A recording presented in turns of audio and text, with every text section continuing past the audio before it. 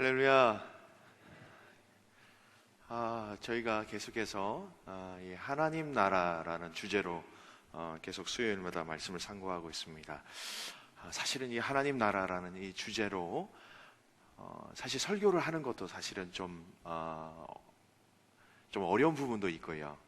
또 전달하는 그 과정 속에서도 좀 어려운 부분들도 있습니다. 저희가 신학교에서 어떤 강의나 아주 두꺼운 신학 책을 통해서 많이 접하게 되는 이 내용을 어떻게 하면 우리 교회 믿음의 가족들에게 이 하나님의 나라에서 잘 설명을 할까, 참 많은 고민도 되는 그런 전달의 과정 속에 고민이 되는 부분도 있기도 합니다.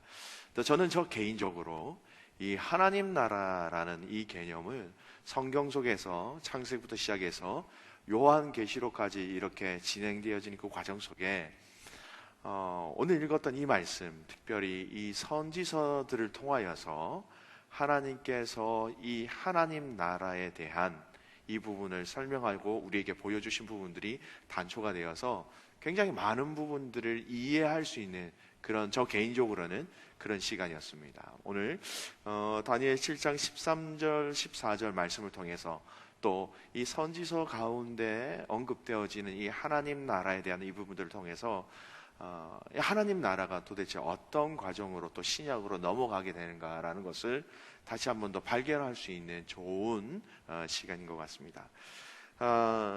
오늘 말씀을 하기 위해서는 지난주 말씀되어진 그 말씀을 좀 살펴볼 필요성이 있습니다. 저희는 지난주에 이제 다윗 언약을 좀 살펴봤는데요. 다윗 언약을 통해서 하나님 나라에 대한 말씀을 나누었습니다. 하나님의 성전을 짓기 원하는 다윗의 간구에 하나님은 다윗의 씨로 나온, 즉 솔로몬을 통해서 하나님의 성전을 짓기 원하신다고 이렇게 말씀하셨죠. 성전을 짓는 것을 허락하지 않으시고 대신 그 다윗에게 하나님 나라를 영원히 경고케 하리라는 말씀을 주시면서 아버지와 아들과의 관계도 영원할 것이다. 너희와 우리의 관계가 아버지와 아들의 관계로 영원할 것이다 라고 이제 약속을 하셨습니다. 아주 간단하게 정리하면 하나님 성전을 건축하고자 하는 그 다윗 마음 대신에 하나님은 허락으로 응답하신 것이 아니라 놀라운 하나님의 언약으로 다윗과 그 왕위와 또 아버지와 아들과의 관계로 이제 약속을 맺으셨어요. 근데 이 약속대로라면 그 왕위가 영원할 것이라고 약속하셨는데, 이 약속대로라면 이 이스라엘 왕국이 계속해서 번창해야 되고 번영해야 되는데, 여러분 우리가 잘 아는 것처럼 북이스라엘과 남유다가 망해버립니다. 먼저 북이스라엘이 먼저 망하게 되죠. 북이스라엘이 기원전 722년에서 721년 이렇게 엮어져서 우리가 흔히 얘기하는 아수르라는 이 나라에서 멸망을 당했습니다. 당시 이스라엘 왕은 엘라의 아들 호세아였습니다. 이제 북이스라엘 왕 호세아 때 멸망을 당했죠. 이때 북방 이스라엘을 멸망시킨 이 아스리아 또는 아수르 왕은요, 살만에셀이라는 왕이었습니다. 열왕기하 17장에 보면 정확하게 언급되어져 있는 것이죠. 남유다도 이제 곧 멸망을 하죠. 조금 늦게 했지만 기원전 588년에 이 바벨론이라는 나라를 통해서 멸망을 당했습니다. 멸망 당시 이 유다 왕은 시드기야였습니다. 그리고 이 바벨론의 왕은 느부갓네살 왕이었습니다. 이 내용은 구약 성경 열왕기하 25장에 또 정확하게 언급되어져 있습니다. 이 멸망한 북이스라엘과 남유다를 볼 때, 그러면 하나님이 다윗과 약속하신 그 언약은 여러분 어떻다고 생각하십니까? 그 언약이 무엇인가? 그 언약이 거짓인가? 이를 어떻게 이해해야 하는가라는 질문을 그 이스라엘 백성들, 또 북이스라엘과 남유다를 볼 때에 우리는 그 질문을 당연히 가져야 되죠. 영원할 것이다, 그 왕위가 영원할 것이다 했는데 나라가 망해버렸으니 하나님 그와 맺으신 그 하나님 나라에 대한 그 왕위에 대한 아버지와 아들과의 그 관계에 대한 그 언약은 도대체 무슨 의미가 있습니까?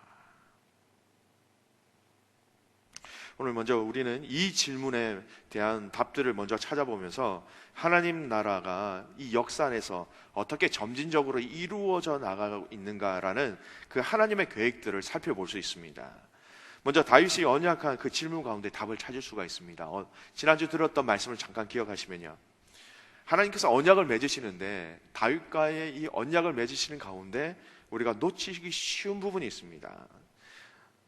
사무엘하 다윗 언약입니다. 그 말씀에 보면, 7장 말씀에 보면, 만일 죄를 범하면 내가 사람의 뇌와 인생의 채찍으로 징계하려니와 라고 얘기합니다. 언약을 맺으시는데 네가 만일 범죄를 한다면 사람의 뇌와 인생의 채찍으로 내가 너희를 징계하겠다. 아버지와 아들과의 관계로 그들이 죄를 범하면 마치 아버지가 아들에게 하듯이 잘못을 징계하시겠다라는 그 약속도 그 말씀 속에는 숨겨져 있는 것입니다. 사람의 매라고 얘기하면 아수르 또는 바벨론, 이스라엘, 북이스라엘과 남유다를 멸망시킨 나라라고 우리는 생각하면 될 것 같습니다. 이 나라를 통하여서 하나님은 그들을 징계하신 겁니다. 오늘 사실 살펴볼 내용이겠지만 하나님은 수많은 선지자를 통하여 이스라엘 백성들이 하나님 당신에게로 다시 돌아올 것을 수없이 말씀하셨지만 이스라엘 백성들은 듣지 않았고 돌이키지 않았고 하나님 품으로 돌아오지 않았던 것입니다. 그래서 북이스라엘과 남유다는 멸망 당시 하나님에 대해서 전혀 상관하지 아니하는 민족이 되어버렸습니다. 조금 더 개의치 않고 우상을 섬겼고 하나님의 언약의 약속을 저버렸습니다. 결정적인 범죄는 여러분 잘 아는 것처럼 우상 숭배였습니다. 북이스라엘과 남유다의 온 지역에 있는 말씀에 보면 산당이 있었다라고 얘기하고 있습니다. 여러분, 이 산당은요 아주 보기 좋은 곳, 또 사람들이 올라갔을 때 경치가 좋은 곳, 이런 곳에 흔히 지어졌습니다. 근데 이 산당은요 얼만큼 많았냐면 이 개혁 그 다음에 성전 운동, 깨끗한 그 운동을 한 히스기야 요시아의 개혁 운동을 보면 산당에 대해서 계속해서 언급하고 있습니다. 온 국토가 우상을 숭배하던 산당으로 덮여있던 이 땅, 이것이 바로 이스라엘 이 나라가 망하게 되는 결정적인 요인이었다라는 것입니다. 이 결정적인 요인으로 북이스라엘과 남유다가 멸망을 당했다라는 것입니다.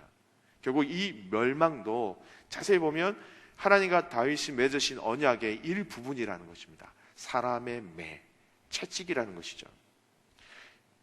이렇게 보면 이 말씀도 부분적으로 성취가 된 말씀이기도 합니다. 사람의 매로 징계하려니와. 그럼 이제 두 번째 질문입니다, 여러분.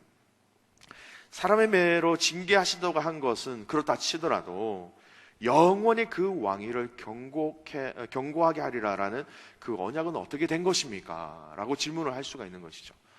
설령 매로 친다 할지라도 나라를 망하게까지는 할 필요가 있습니까? 하나님, 이런 질문이죠. 결론적으로 이야기하면 오늘 우리가 말씀을 통해서 선지자들이 예언을 한 그 예언을 통하여서 하나님께서 그 나라를 다시 회복시킬 것이고 그것에 대한 그 내용이 철저하게 언약을 기초하여서 하나님께서 회복시켜 주실 것이다라는 것을 이 예언서를 통하여서 하나님은 계속해서 말씀하고 계시다라는 것입니다. 사람 보기에는 나라가 망했기 때문에 그냥 끝장난 것 같지만 하나님 편에서는 이것이 끝이 아니라 계속 이어지고 있는 언약의 진행 상황이 되고 있다는 것을 이 선지자를 통하여서 계속해서 이스라엘 백성들에게 얘기하고 있다는 것이죠.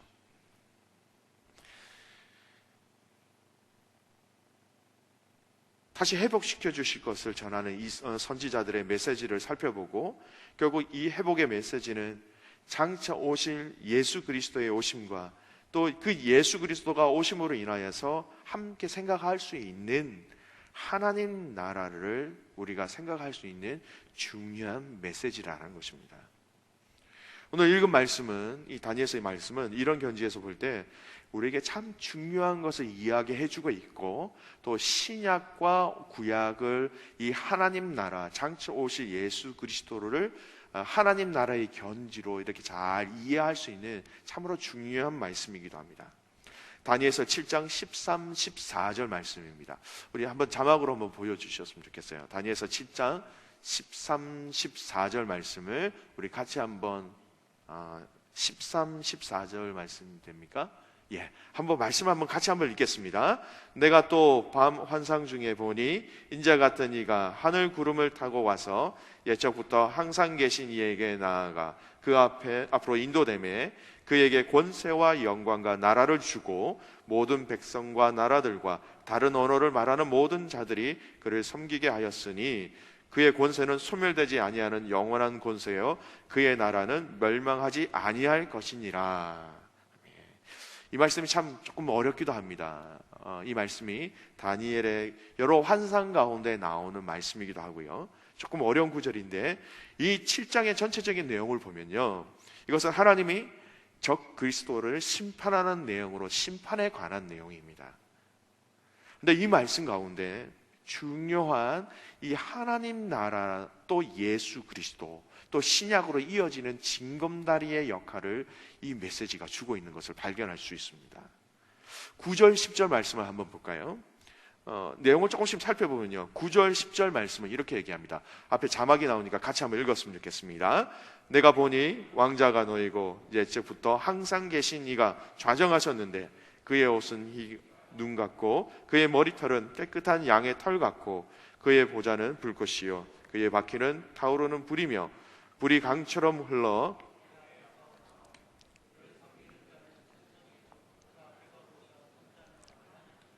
심판을 베푸는데 책들이 펴 놓였더라.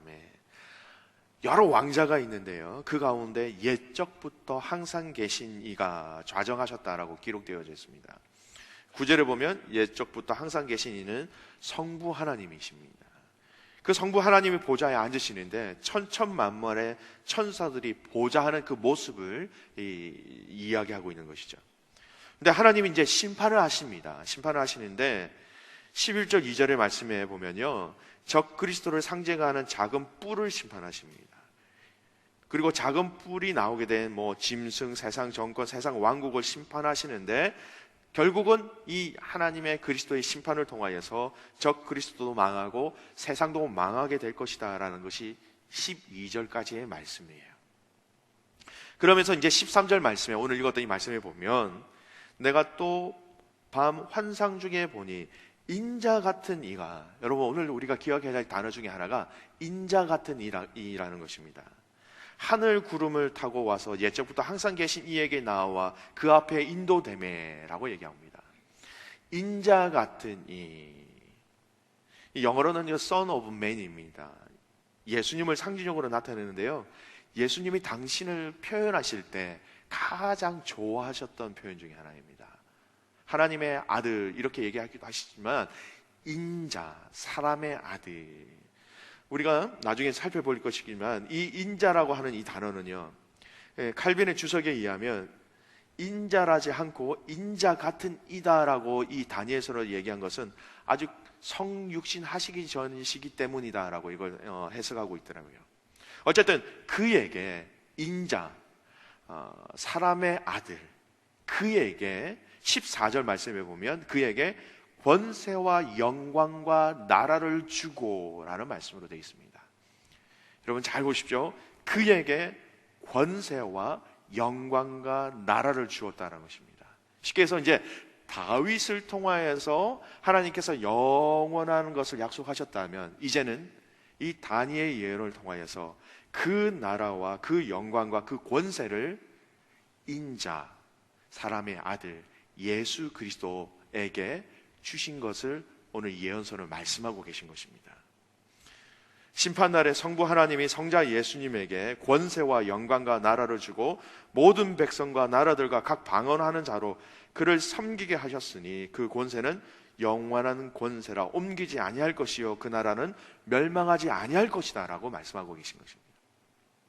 성부 하나님이 성자 예수님에게 권세와 나라와 영광을 주시고 그래서 각 방언하는 사람들이 예수 그리스도를 경배하게 될 것이다 라고 예언하고 계신 것이죠. 바로 하나님 나라를 바로 예수 그리스도에게 주었다, 그에게 주었다라고 말씀하고 계신 것입니다.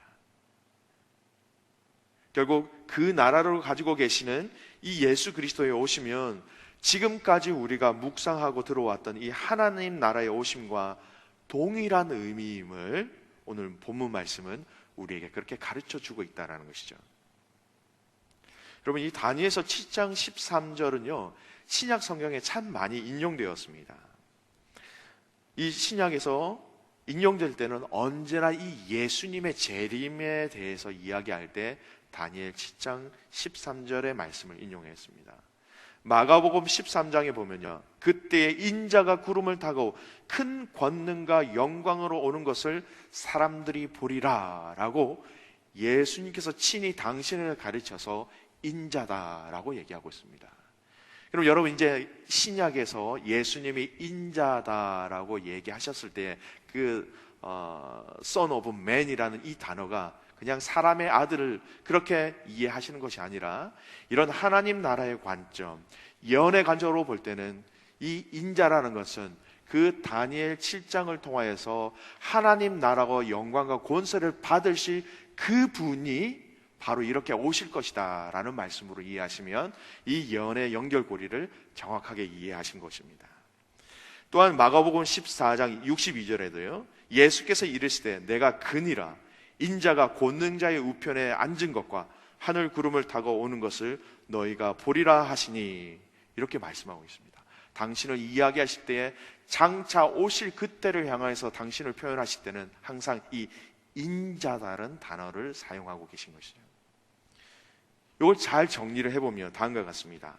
다니엘 7장에 예수 그리스도는 이미 그 권세와 영광과 나라를 얻으신 분이십니다.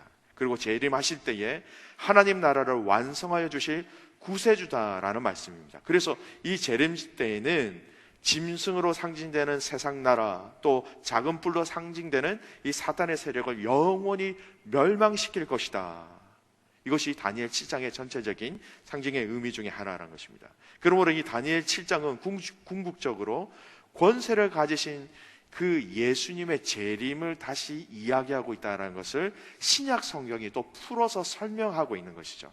신약과 구약이 서로의 그 예언되진 말씀이 예언과 성취로 서로 이렇게 풀어주고 있는 모습들을 오늘 우리는 발견할 수 있는 것입니다. 정리해보면 성부 하나님이 그 하나님 나라를 예수 그리스도에게 주셨고 예수 그리스도는 그의 성도들에게 그의 나라를 주시겠다 말씀하고 계십니다. 다니엘 7장 18절 말씀을 한번 볼까요? 앞에 자막을 보시면 7장 18절 말씀, 그 권세를 받으신 그 예수님이 성도들에게 이렇게 얘기하십니다. 함께 읽겠습니다.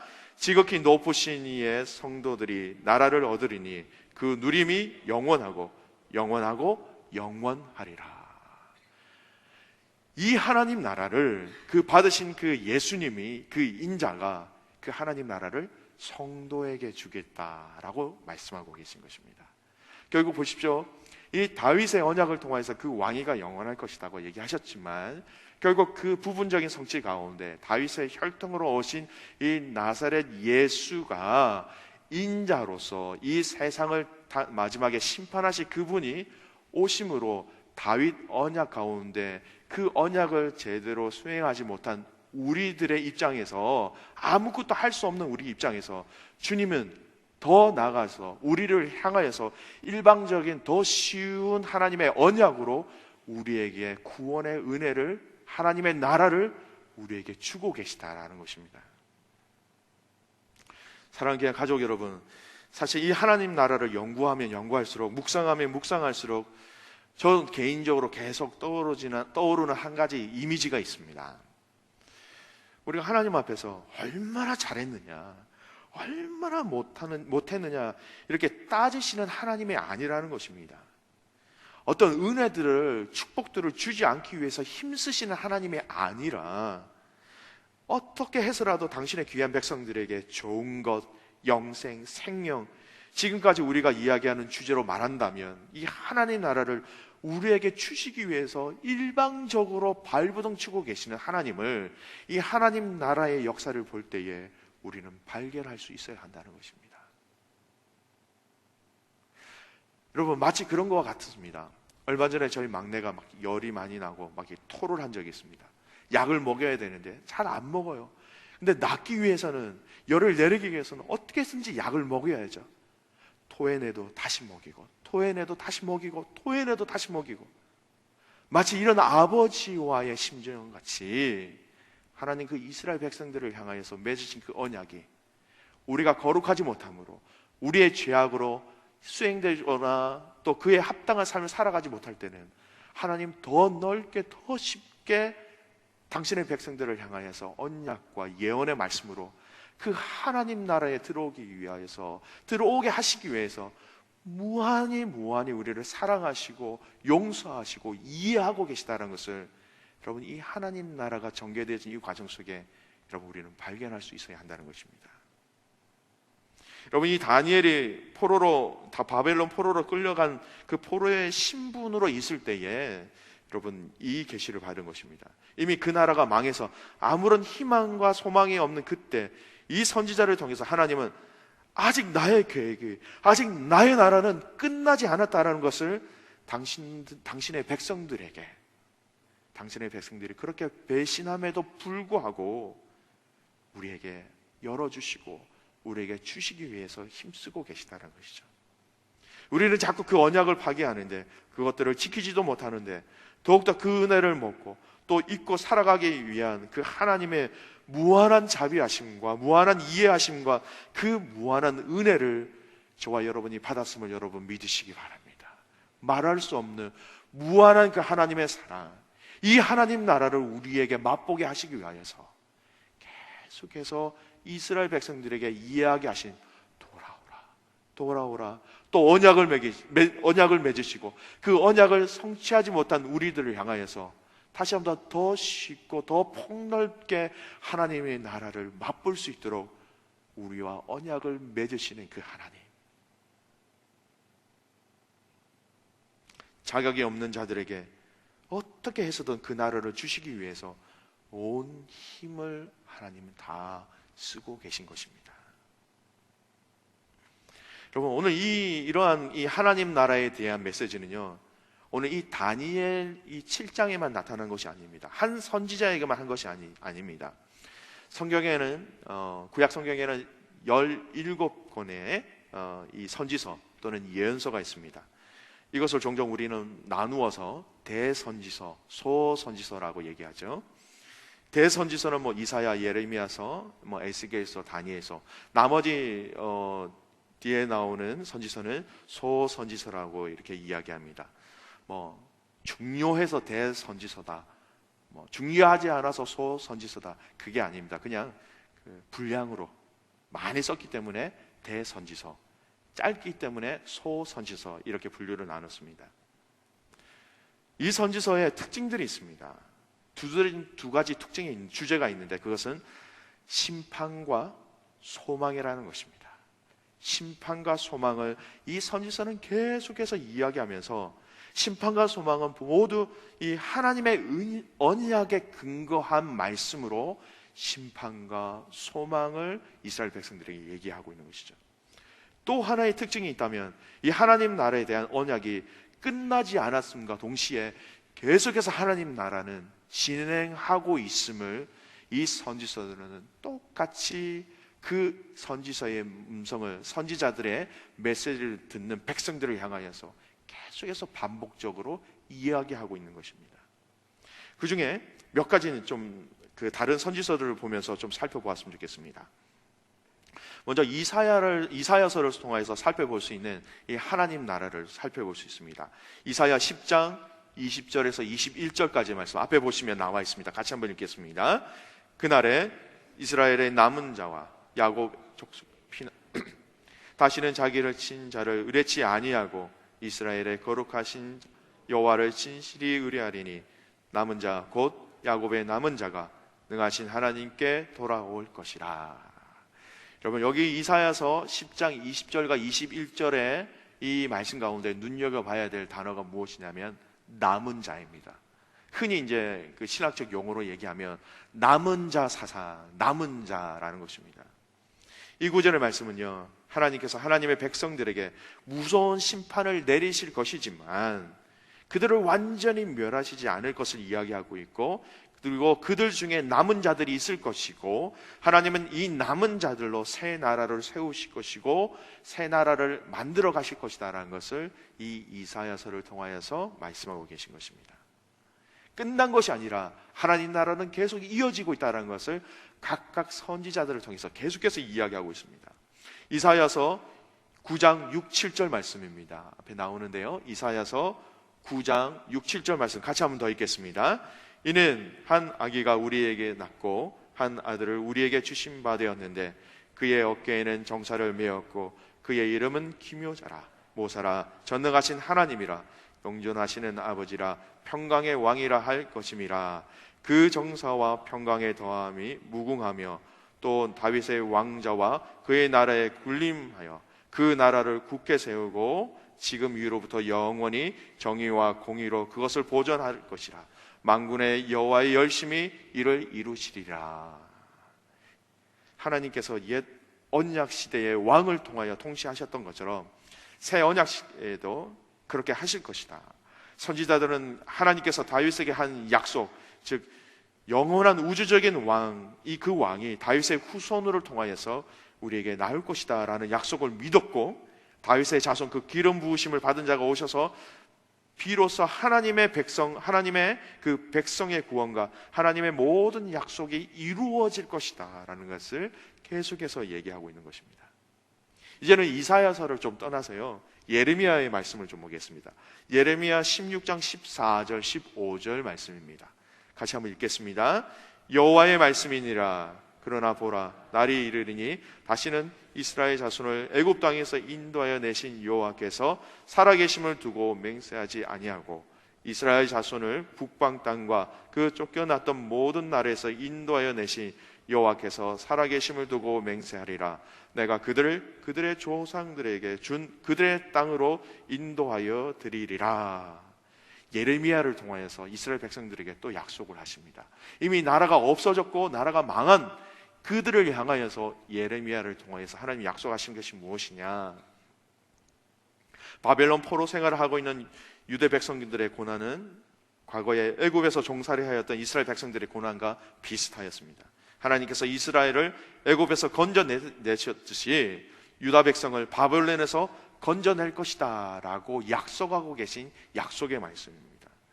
이것은 아까 말씀드렸던 이 신학적 용어로 따지면 새 출애굽이라는 단어로 많은 성경학자들이 정의하고 있어요. 과거에 애굽 땅에서 그들을 끌어내신 하나님이 바벨론 땅에서도 그들을 끌어내셔서 이 하나님 나라가 계속해서 이어갈 수 있도록 무너져서 없어진 것 같지만 다시 그 나라를 세울 것이다 라는 약속의 말씀이라는 것입니다. 부분적으로 여러분, 하나님께서 바벨론에서 그 나라를, 그 백성들을 끌어내셔서 이스라엘을 다시 세워주심으로 그 예언은 부분적으로 성취되었습니다. 그리고 그 성취되었지만 그 성취되었고 회복된 그 부분들이 사실은 완전한 성취는 아니었습니다. 여러분 아시는 것처럼 포로 생활을 한 이후에, 포로에서 돌아온 이후에 이스라엘 백성들은 처음에는 성전을 짓고 성벽을 짓고 여러 가지 우상들을 제거하면서 하나님의 온전한 백성으로서의 삶을 준비하는 것 같았지만 이내 곧 그들의 삶은 종전과 똑같은 모양으로 돌아간 것을 우리는 말씀을 통하여 확인할 수 있습니다. 포로로 잡혀가서 돌아온 이후에 그 사람들을 위하여서, 타락한 그 백성들을 통하여서 포로 생활을 긴 시간 동안 하였고 돌아왔는데도 불구하고 하나님 앞에 바로 좀 나가려고 하였던 이 모습들이 무너지고 죄악으로 그 백성들이 무너지자 하나님은 선지자 학개, 스가랴, 말라기를 통하여서 그 땅에 있는 백성들을 통하여서 또 예언의 말씀을 던지십니다. 여러분, 학개, 스가랴, 말라기는 포로 이후의 선지자라고 생각하시면 돼요. 그래서 성경 거의 구약 성경의 마지막에 있죠. 학개, 스가랴, 말라기는 포로 이후에 온 이스라엘 백성들이 다시 이스라엘 백성들이 멸망하기 전과 비슷한 하나님을 알지 못하고 깨닫지 못하는 그들의 삶을 향하여서 동일한 메시지와 동일한 하나님의 예언으로 그들을 지적하고 있습니다. 그들의 메시지는 포로기 이전 선지자들의 메시지와 거의 동일했습니다. 그들도 백성이 언약을 어긴 것을 준엄하게 비판하면서 하나님의 심판이 임할 것이라고 계속해서 경고하고 있습니다. 동시에 하나님께서 자신의 약속을 이루시고 하나님의 백성이 언약의 모든 복을 누릴 그때가 올 것이다 라고 똑같이 심판과 소망에 대해서 계속해서 동일한 주제로 얘기하고 있는 것이죠. 여러분, 구약 성경은 제일 마지막 성경이 말라기입니다. 이제 더 이상 하나님 말하지 마십시오 해서 말라기다라고 얘기하는 사람도 있더라고요. 너무너무 답답하시니까. 근데 여러분, 말라기 3장 1절은요 이 하나님의 나라의 그 예언들을 쭉 진행하는 그 과정 속에 하나님의 징계로 인하여서 나라가 멸망되고 오랫동안 바벨론의 그 포로 생활 가운데 고생을 하고 돌아온 이스라엘 백성들이 하나님 앞에서 정신을 차려서 똑바른 믿음의 생활을 해야 함에도 불구하고 다시 옛 모습으로 돌아갈 때에 선포되어진 이 말라기의 말씀은 오늘 우리에게 참 많은 것을 깨닫게 하는, 또 때로는 무서움을 주고 있는 말씀이기도 합니다. 말라기 3장 1절 말씀입니다. 같이 한번 읽겠습니다. 만군의 여호와가 이르노라, 보라 내가 내 사자를 보내리니 그가 내 앞에서 길을 준비할 것이요 또 너희가 구하는 바 주가 갑자기 그의 성전에 임하시리니 곧 너희가 사모하는 바 언약의 사자가 임하실 것이라. 무슨 말씀입니까? 사실 말라기에 보면 그 말라기서의 마지막을 보면 하나님 앞에서 온전한 제사를 드리지도 못하고 지금으로 얘기하면 교회죠. 안에 있는 그 제사장들이 얼마나 썩었고 또 제사를 드리고자 하는 백성들이 얼마나 야갔는지, 더럽고 병든 것을 가져오고 제사장들은 또 그것을 내 것이 아닌 것을 훔쳐서 내 것으로 삼고, 하나님 얼마나 답답하셨으면 말라기 말씀에 보면 제물을 드리기 위해서 배를 갈라서 나오는 그 창자들은 다 밖으로 내버립니다. 그러는 과정 속에 내장이 있을 수도 있고 똥이 있을 수도 있는, 근데 그 똥을 손으로 찍어서 내가 너의 얼굴에 바르고 싶다라고 이야기하실 정도로 이스라엘 백성들이 하나님 앞에서 우상을 섬기고 하나님의 뜻을 저버린 그 이스라엘 백성들. 그런데 이 말라기 3장 1절 말씀에는 그럼에도 불구하고 그 하나님 나라를 위해서 내가 내 사자를 너희에게 보내겠노라 라고 말씀하고 계신 것입니다. 그 사자, 그 예수 그리스도를 예언하면서 이제 구약의 문이 닫히게 된다라는 것이죠. 그리고 이 땅에 오신 그 예수님을 통하여서 신약의 문이 이제 새롭게 열려지게 된다라는 것입니다. 여러분, 이 하나님 나라를 머릿속으로 그린다는 건 참 쉽지가 않습니다. 성경도 많이 봐야 되고 성경도 많이 알아야 되고 그 하나님 나라라는 이 관점을 가지기 위해서 몇몇 구절들을 또 유심히 살펴보고 연구해야 될 좀 어려움이 있습니다. 그런데 이 하나님 나라가 지금 이 시대에 살아가는 우리들에게 여러분 없어서는 안 될 참 중요한 메시지를 우리에게 주고 있습니다.